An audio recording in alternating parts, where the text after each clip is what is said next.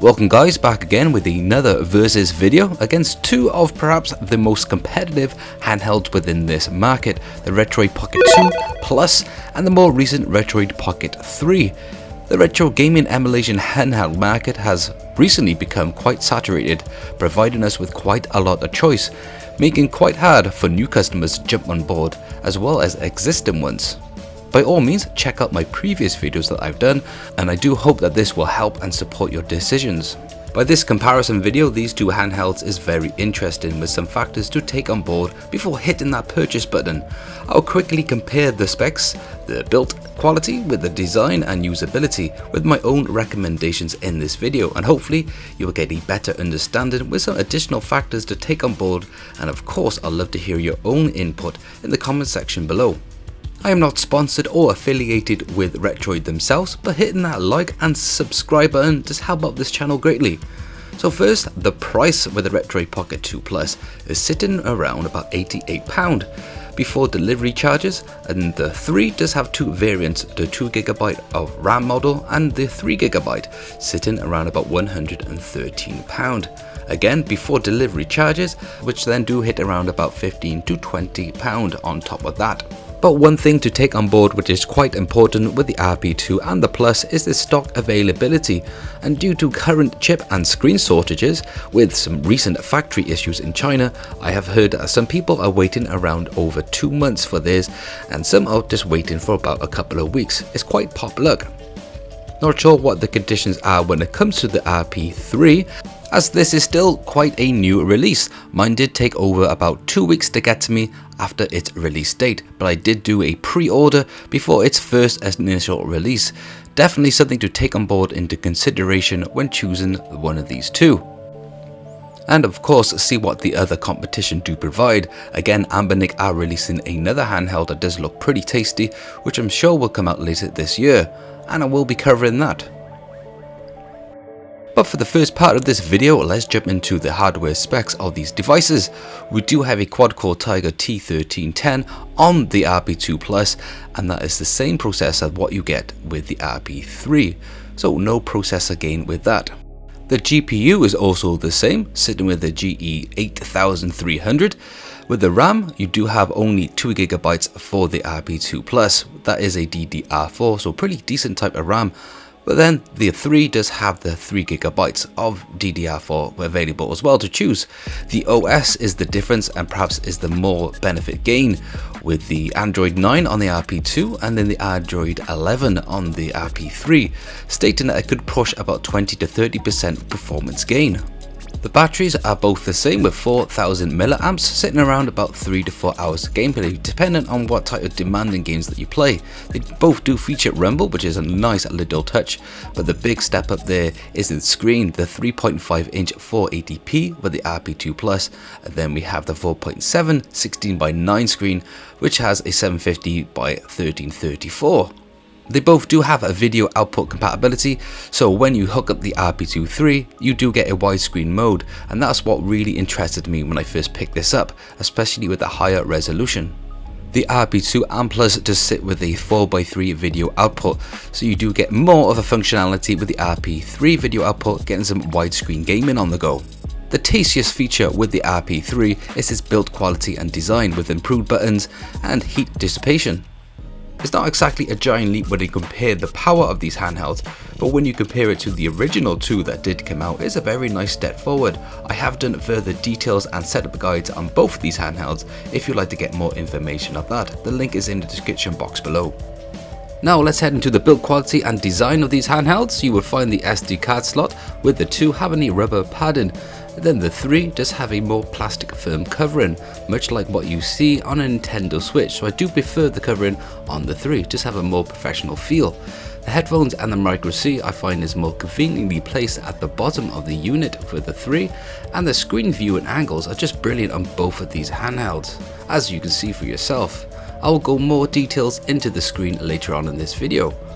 There is generally a smoother texture of built plastic when it comes to the 3, creating a very smooth feel in the hands and leaving less prints and grime that you find on the Retroid Pocket 2 and Plus.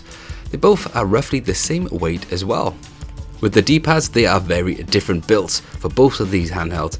With the 2 Plus, they do have some extra travel and are slightly a little bigger, making it easier to be more precise of your input. The 3 is smaller with less travel, and I feel like it has a slight concave build, making it easier to press and more comfortable for longer gaming sessions. I'm quite 50-50 on the decision on which one is better personally.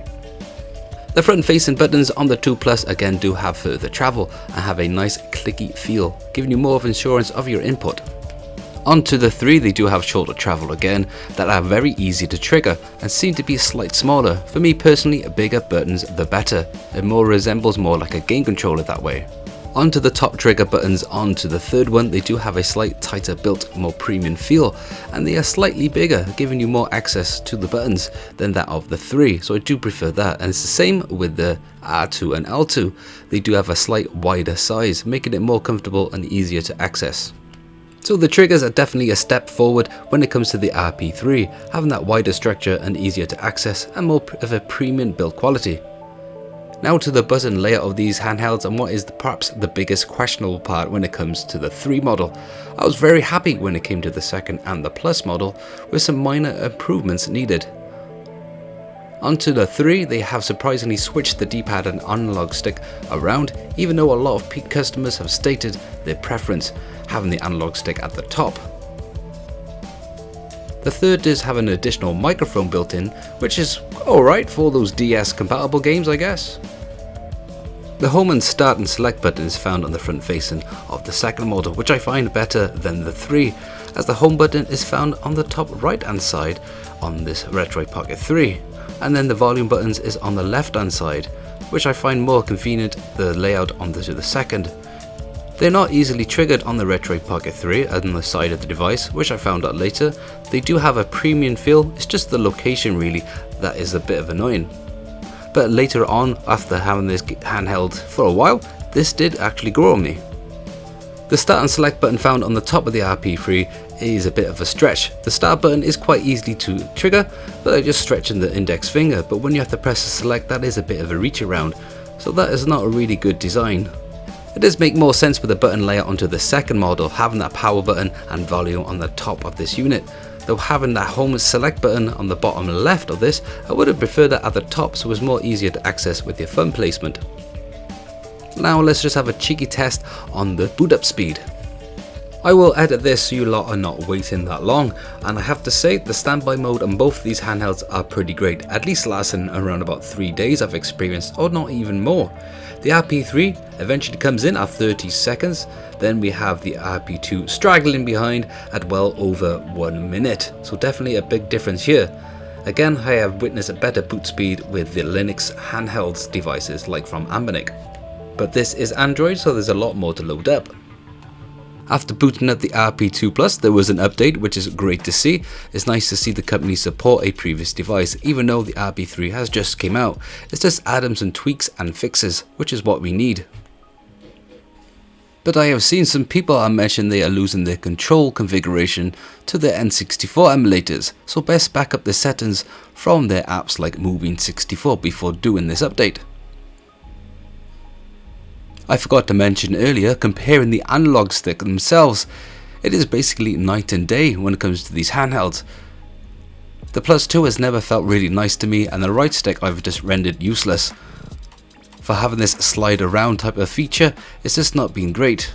And these little tops just like to pop off, but then again, I've had this device for the rp2 for almost 2 years now. The rp3 is finally hitting the quality that I've been after for a long time.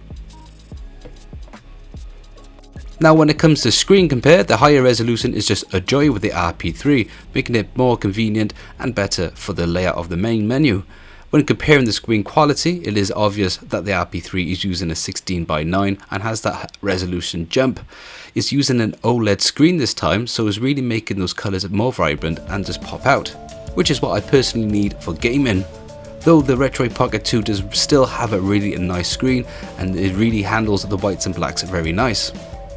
The OLED screen itself is not as quite strong as I've seen in other screens themselves with other handhelds as well as general TVs, but it still does a better job than I find with the rp2 Plus.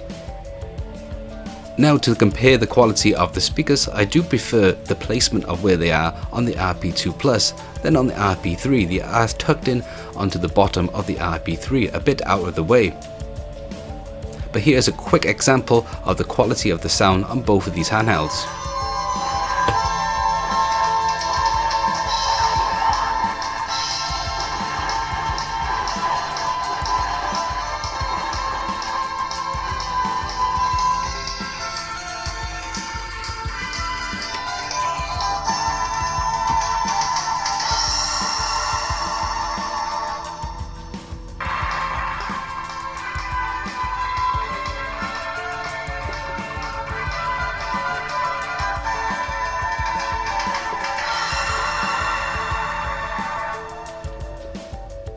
Though a lot of the hardware specs are the same for both of these models, I do have the 3GB version of the rp3, and that's what makes it different.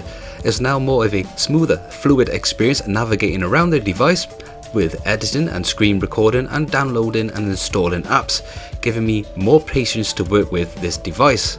This emulation side of things you will find do have the same experience with both the frame rates on more higher demanding systems, and the compatibility is just the same on both.